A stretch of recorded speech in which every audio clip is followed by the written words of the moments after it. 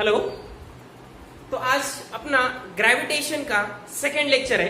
Okay, तो students, today we are going to discuss our next point which is the force and motion. Okay, first of all I will tell you what is meant by force and what is meant by motion. Okay, just revise the things. Okay, force means the push, अभी ये pen है, okay, the push or pull of an object, okay, causes the change in its displacement.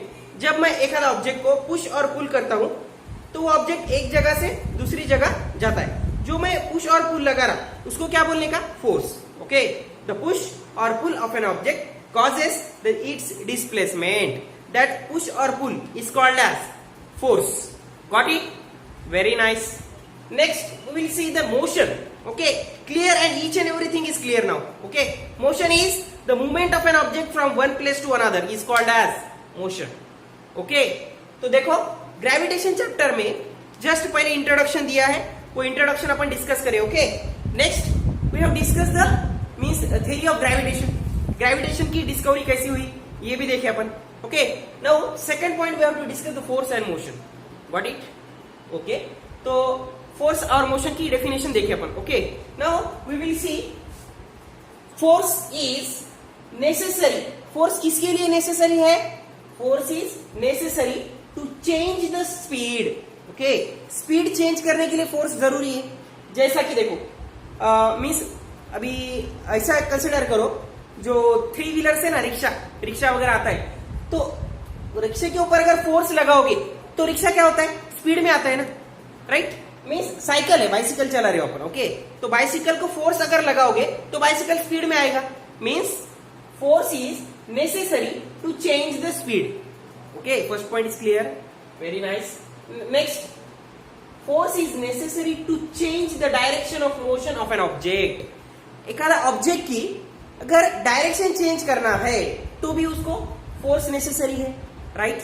Bicycle चला रहे हो, speed में जा रहे हो, अगर आपको राइट साइड टर्न होना है, राइट साइड, ओके, तो आपको क्या करना पड़ता है? राइट साइड को फोर्स लगाना पड़ेगा ना, right? Circular motion and centripetal force देखेंगे अभी। ओके, सर्कुलर मोशन किसे बोलते हैं और सेंट्रीपिटल फोर्स किसे बोलते हैं वो देखेंगे। ओके, एक मैन है, ओके, और वो क्या कर रहा है कि एक थ्रेड बंधा है, थ्रेड के जरिए से एक स्टोन उसको लटका है और स्टोन को घुमा रहा है वो। ओके, तो जब वो स्टोन को घुमा रहा है, वो स्टोन कौन सी मोशन परफॉर्म कर रहा है?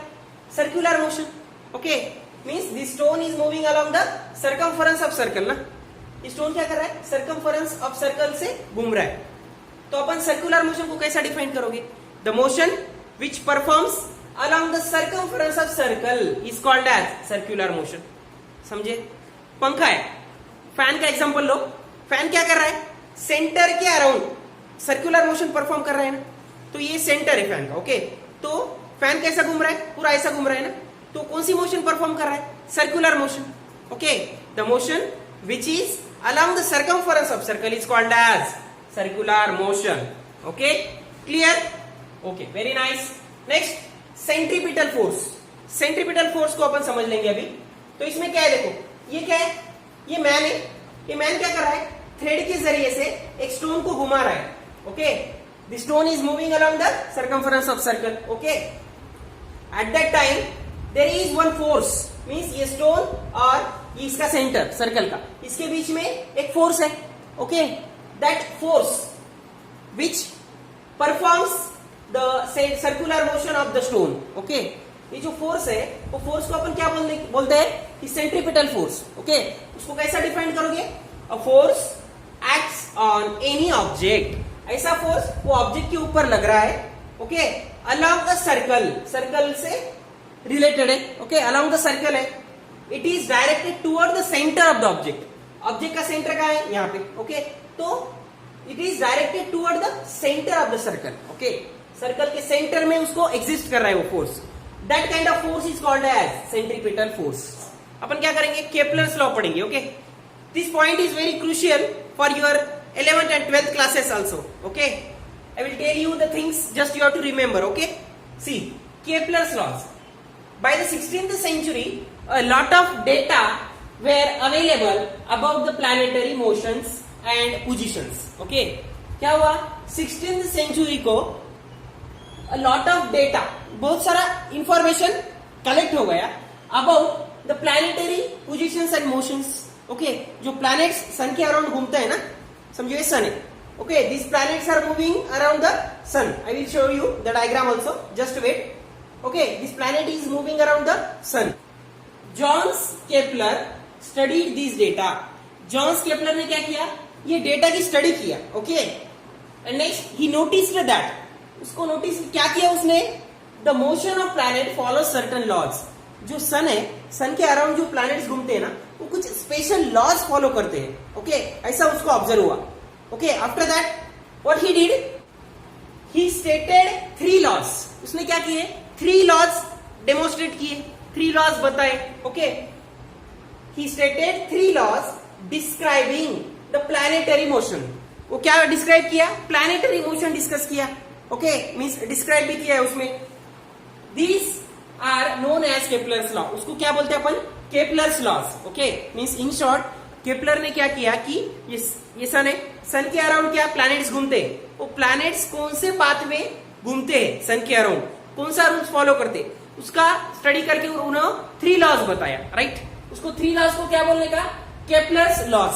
Okay, just we will discuss the 3 laws of Kepler's. Kepler's first law. Kepler's first law में क्या बोला है देखो. What the Kepler says, the orbit of a planet is an ellipse. जो ऑर्बिट है प्लैनेट का वो कैसा है? इलिप्स है. With sun at one of the foci. वहां पे क्या है? Sun at the one of the foci है. ओके, तो just see the things. Ellipse, you know, consider a cone and cut this cone in this inclined plane. Okay, तो जो portion मिलता है आपको, वो पोर्शन क्या है? इलिप्स है. Okay, like that. This is the ellipse. Ellipse has the 2 foci, F1 and F2. Okay, and A, B, C are the planets which are revolving around the sun. Okay, just see the things. This is the sun. A, B, C, D, E, F are the planets. Okay, these planets are moving around the sun. Okay, you know ellipse has the 2 foci, F1 and F2. And sun is situated at the one of the foci. sun का situated होता है एक foci की तरफ, sun situated होता है. Okay, means this path is more, this path is less. Just in first law. First law में Kepler ने इतना ही बताया है कि प्लैनेट जो सन के अराउंड घूमते हैं वो इलिप्टिकल पाथ ट्रैवल करते हैं. Okay, just we will go through the Kepler second law. Kepler second law देखेंगे अभी. What the Kepler says in second law, just see. The line joining the planet and sun sweeps equal area in equal interval of time. Means line joining the planet and sun. Planet and sun. इसके बीच में जो line है, okay, which sweeps, उतना travel करती है. Sweeps means travel. Which sweeps equal areas in equal interval of time. Means 30 minute में जितना डिस्टेंस ट्रैवल किया, अगर ये C to D 30 मिनट्स में जितना डिस्टेंस ट्रैवल किया, E to F 30 मिनट्स में जितना डिस्टेंस ट्रैवल किया, वो डिस्टेंस को अपन अगर चेक किए, ओके, तो this distance means C ASB. Okay, area of ASB is equal to area of CSD is equal to area of ESF. समझे? मीन्स क्या? The line joining the planet and sun sweeps equal area in equal interval of time. Means ये जो planets है equal time में जितना distance travel करते उसका area same रहता. समझे? मीन्स ए प्लैनेट को बी तक जाकर जितना एरिया ट्रेवल किया उतना ही area C to D travel किया है. Means area CSD and area ESF ये सेम है. एरिया ASB ये सेम है. Got it? Clear? Kepler's third law. Kepler's third law में क्या एक्सप्लेन किया है देखो. Just see, the square of planet's period of revolution around the sun is directly proportional to the cube of mean distance of the planet from the sun. Means क्या है देखो, जो planets है A, B, C, D, E, F, जो planet को पूरा एक revolution complete करने के लिए जितना टाइम लग रहा है, टाइम कितना लगेगा? T टाइम कंसीडर करो. ओके, ये planet को पूरा एक रिवोल्यूशन सन के अराउंड कंप्लीट करने के लिए T टाइम लग रहा है. ओके, और जो डिस्टेंस है सन से प्लैनेट का डिस्टेंस है, ये डिस्टेंस ज्यादा है, ये डिस्टेंस कुछ और है, और ये डिस्टेंस कम है. Okay, but we have consider the average distance.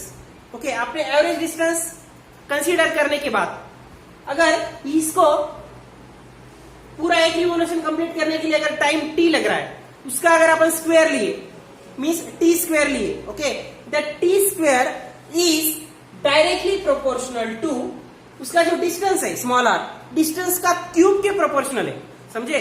Means just see period of revolution of the planet, planet को पूरा एक रिवोल्यूशन कंप्लीट करने के लिए जितना टाइम लग रहा है उसका अगर स्क्वायर लिए तो किसके प्रोपोर्शनल आया?